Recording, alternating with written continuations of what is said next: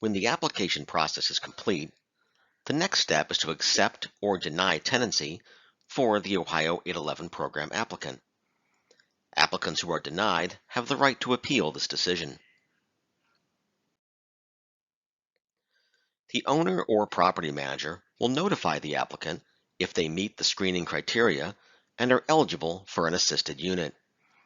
Accepted applicants must sign the most recent version of the model lease provided on the 811 Property Manager page of the OFA website.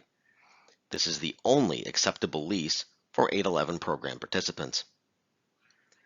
The applicant must have an opportunity to see the available unit or a substantially similar unit before signing a lease.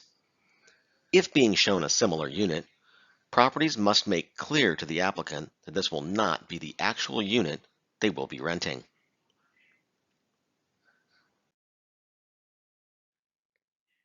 Now, we'll spend a few minutes on the rent paid by the tenant, which begins with the total tenant payment.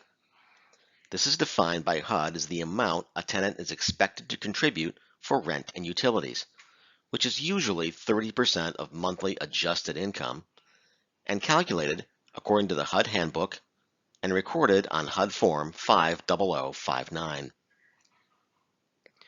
Tenants who pay for utilities are entitled to a utility allowance. The utility allowance for the 811 program units will be the same as the OFA approved utility allowance for the property, which is determined in accordance with the OFA Utility Allowance Request Procedure.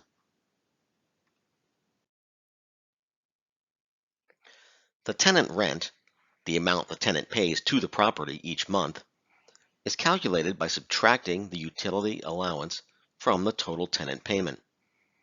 The 811 rental subsidy covers the difference between the tenant contribution and the 50% tax credit rent for the county in which the apartment is located. Security deposits are limited to $50 or 1 month's total tenant payment, whichever is greater. The total rent amount, utility allowance, rental assistance payment, tenant portion of the rent, and security deposit must be indicated in the lease. If the total tenant payment is less than the utility allowance, the tenant receives a utility reimbursement to assist in meeting utility costs. The utility reimbursement is calculated by subtracting the total tenant payment from the utility allowance. The tenant rent is $0 if a utility reimbursement is paid. Properties must ensure individuals who qualify receive a utility reimbursement as described in the model lease and the HUD handbook.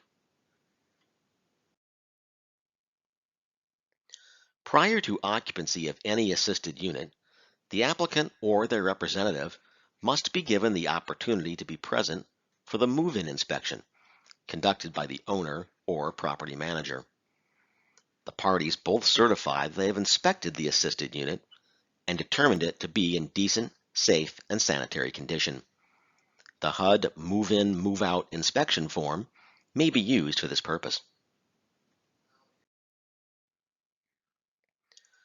Denied applicants must be notified in writing of the exact reasons for denying tenancy.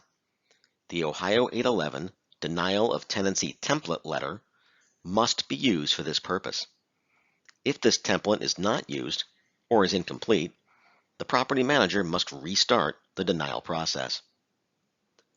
The owner or property manager must promptly notify the applicant and the referral agent in writing and email a copy of the denial letter to the 811 mailbox.